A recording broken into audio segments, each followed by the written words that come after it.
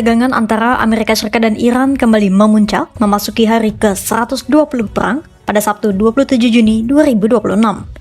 Kedua negara saling melancarkan serangan untuk pertama kalinya sejak menandatangani Nota Kesepahaman atau MOU sepekan sebelumnya.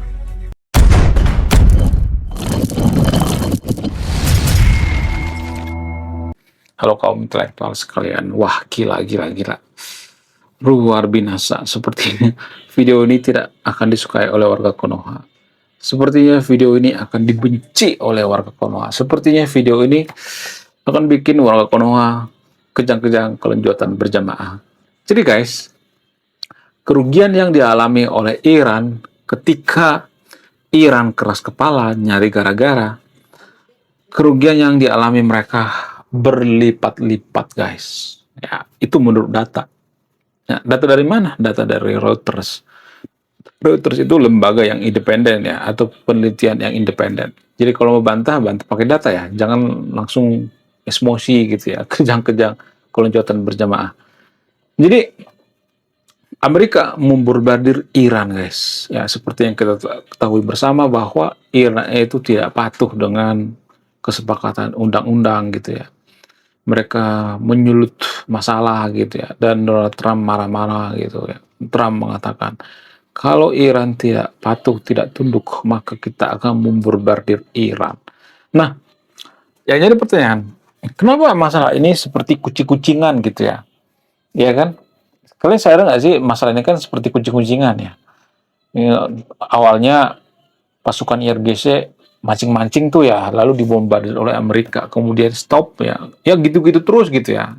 Setelah gencatan senjata, kemudian mancing-mancing lagi, ya dibombardir ya, kemudian ya gitu-gitu terus gitu ya. Ya, nggak ada ini ya, nggak ada habisnya gitu. Nah, yang jadi pertanyaan, kenapa bisa seperti itu? Apa alasannya? Apakah karena Iran itu dendam kesumat terhadap Amerika? Apakah karena faktor daripada agama? Apakah faktor daripada kekuasaan? Apakah faktor daripada ekonomi? Bagaimana fakta yang sebenarnya? Jadi di video ini saya akan bongkar sampai ke akar-akarnya. Saya tidak akan berpihak pada siapapun di sini. Ya, jadi guys, ya inti dari permasalahan ya, kalau misalnya diperes ya, masalah ini diperes ibarat jeruk ya. Kuahnya itu ya, masalah yang ada di Timur Tengah ini, kuahnya itu adalah kekuasaan. Jadi Iran itu pengen berkuasa di Timur Tengah. Iran pengen mengulang kejayaan seperti zaman Umayyah ya, zaman-zaman dulu lah gitu ya. Ya, kekhalifahan zaman dulu gitu ya. Ottoman ya, Turki Utsmani dan sebagainya. Mereka pengen mengulang kejayaan masa lampau. Tapi ya, mereka lupa kejayaan itu ya, kejayaan masa lampau itu harus didukung dengan yang namanya teknologi, didukung yang namanya SDM. Sementara pemerintah Iran itu malah mengusir SDM-nya. Ini kan bertentangan ya. Katanya Iran itu pengen jadi penguasa di Timur Tengah ya. Katanya Iran itu pengen menguasai Timur Tengah. Tapi pada faktanya, kalau kita perhatikan, Iran mengusir orang-orang yang sangat cerdas di Iran. Ya, mengusir SDM-nya. Ya mirip-mirip seperti di Konoha. Kabur aja dulu ya. Warga Konoha kan awal-awalnya gitu ya. Kabur aja dulu. Kenapa warga Konoha itu menggunakan kalimat kabur aja dulu? Karena mereka sudah muak gitu. Ya, kabur ke luar negeri, mereka cari kerja di luar negeri dan tidak mau pulang ke Konoha gitu. Karena mereka punya prinsip kabur aja dulu ya. SDM terbaik di Konoha itu pergi ke luar negeri, dan yang tinggal di Konoha itu sampah ya. Nggak semuanya tapi di Konoha ya, sampah masyarakat gitu. Jadi Iran juga seperti itu. Dulu Iran seperti itu ya, kabur aja dulu ya. Mereka kabur ke luar negeri, ada yang ke Australia, ada yang ke Amerika, macam-macam ya. Kebanyakan sih ke Eropa ya, Amerika dan lain sebagainya. Nah, yang jadi pertanyaan, kenapa bisa seperti itu? Apa alasannya? Ya karena pemerintah Iran itu mereka lebih fokus pada ritual-ritual gitu ya. Ya gimana caranya beribadah ya. Pokoknya fokus-fokus pada ritual-ritual gitu ya. Kalau ada masalah mereka akan mengatakan, oh kayaknya kita kurang ibadah nih ya. Ada kekeringan misalnya. Oh karena wanita-wanita di sini nggak pakai penutup kepala nih. Kemudian kalau misalnya terjadi masalah di Iran misalnya, terjadi musibah misalnya, oh ini karena maksiat, oh ini karena maksiat. Nanti mereka akan fokus pada urusan-urusan maksiat gitu ya. Walaupun mohon maaf ya, kalau bicara tentang maksiat, saya tidak nyuruh maksiat ya, mohon maaf ya. Mohon maaf sebesar-besarnya. Kalau kita bicara maksiat itu ya, di Eropa paling banyak maksiat, tapi mereka jadi negara maju, negara paling jujur ya. Ya kan? Jepang juga banyak juga maksiat. Ya, bahkan penghasil film begitu-begituan ya. Film enak-enak gitu ya.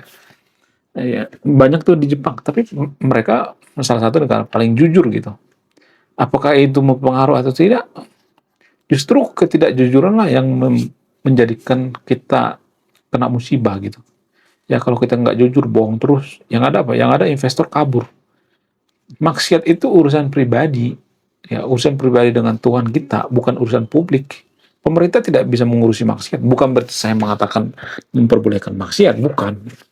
Jadi segala sesuatu hal yang berurusan dengan urusan pribadi itu nggak boleh dicampuri oleh negara, nggak boleh. Ya urusan privasi nggak boleh campur negara. Tapi Konoha kan nggak bisa berpikir sejauh ini kan, karena apa?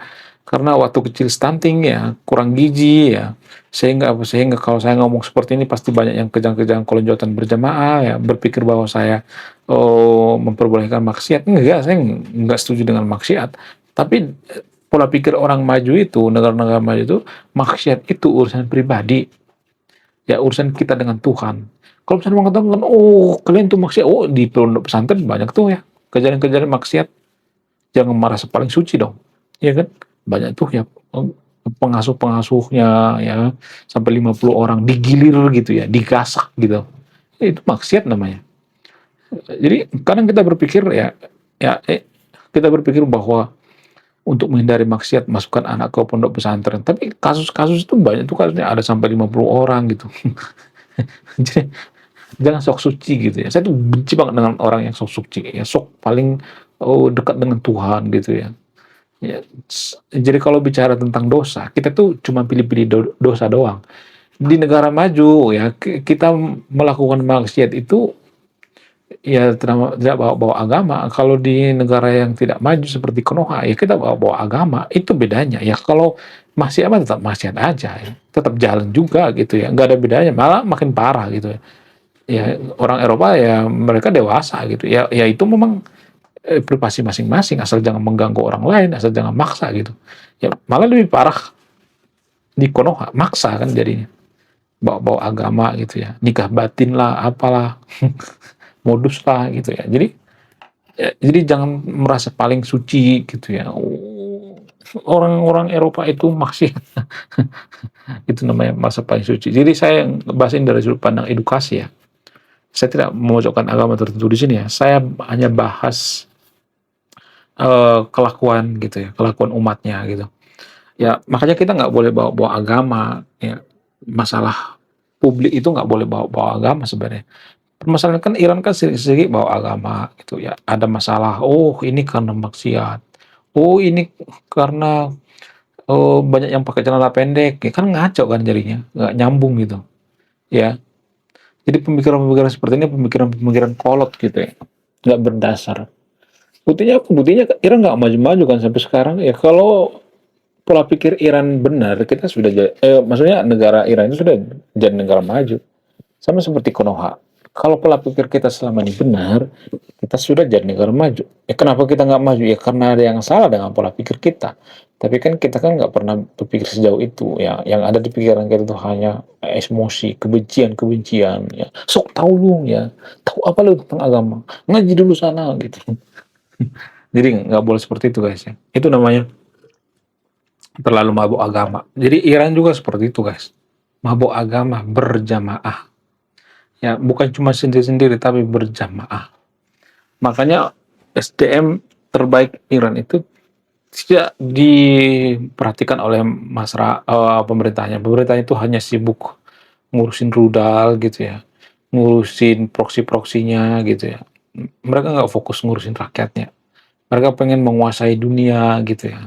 pengen menguasai Timur Tengah gitu ya. Itu kan ambisi-ambisi yang terlalu halu gitu ya. Ya kan? Itu ambisi yang ini ya, yang mengawang-awang gitu ya. Ya kalau kita jadi negara maju itu ya ada konsekuensinya gitu. Apa konsekuensinya? Ya berhenti mengkonsumsi teologi ya. Maksudnya jangan terlalu banyak gitu. Boleh lah sedikit-sedikit ya. Saya tidak melarang yang untuk beragama ya. Boleh lah, tapi jangan berlebihan. Ya, jadi ini mempengaruhi gitu. Pola pikir kita tuh banyak dipengaruhi oleh agama. Jadi bagaimana mungkin kita mengatakan bahwa agama tidak mempengaruhi kehidupan kita, sementara ya ayat-ayat kitab suci mempengaruhi kebijakan atau keputusan kita. Ya, menurut kalian gimana? Coba tulis kolom komentar ya. Saya tidak akan berpihak di video ini. Anda yang menyimpulkan. Kemudian selain itu ya, kekonyolan Iran itu ya, mereka sudah tahu mereka tidak punya sumber daya lagi gitu ya. Mereka sudah kehilangan pangkalan militer. Ya, pokoknya nggak ada apa-apa lagi. Cuman ada drone, itu pun drone-nya satu-satu gitu ya.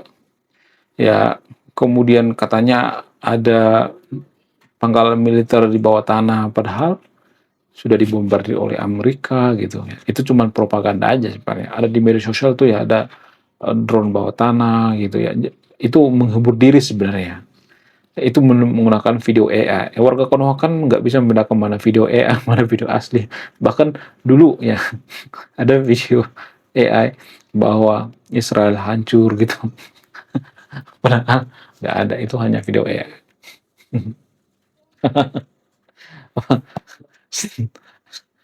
Kalian juga pernah nonton itu kayaknya, video AI Israel hancur. Padahal itu cuma bohong-bohongan. Warga Konoha percaya. Itu alasannya bahwa Konoha itu salah satu negara paling mudah kena hoax. Paling mudah kena tipu. Luar biasa emang. Ya, ditambah banyak TV yang on di Konoha ya, banyak TV on ya. Konten kreator yang on juga banyak. Mohon maaf ya, saya bukan orang si paling cerdas ya. Banyak banget ya, demi menyenangkan sekolah gitu ya. Demi menyenangkan atau menghibur diri gitu ya kan. Karena banyak pendukung Iran di Konoha ya, seiman gitu ya. Lalu konten kreator pura-pura gitu ya. Yang menang itu Iran. Menang dari mana? Menang dari Hong Kong. Ayatollah Ali Khamenei sudah mutiar, tapi mereka tidak mengaku itu ya. Luar biasa. Menurut kalian gimana? Coba tulis komentar ya. Saya tidak akan berpihak di Anda yang menentukan. Wah, gila, luar biasa. Akhirnya buku kedua dan ketiga gua rilis juga. Buku kedua gua ini judulnya Budi Tanpa Pekerti. Dari judulnya sudah menarik.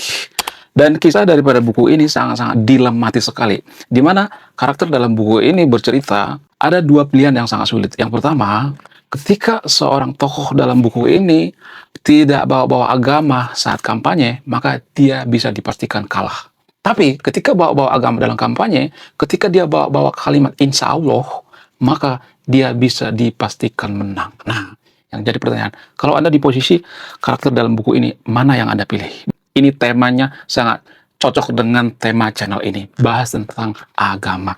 Kemudian tidak hanya ini juga menarik guys ya, Tanah Luka. Dari judulnya juga udah kelihatan ya, ini cerita penuh dengan luka. Dimana kisah dalam buku ini ada seorang kiai yang sangat-sangat dilematis. Dia bingung memilih antara menyelamatkan hutan atau menyelamatkan 1000 anak yatim. Jadi kalau Anda di posisi buku ini, mana yang Anda pilih? Nah, yang menarik dari kedua buku ini adalah menggunakan sudut pandang sastra Nobel. Kapan lagi ya kan baca buku yang setara dengan buku Nobel. Wow, luar biasa. Silahkan di check out sekarang juga. Kalau nggak di check out juga nggak apa-apa.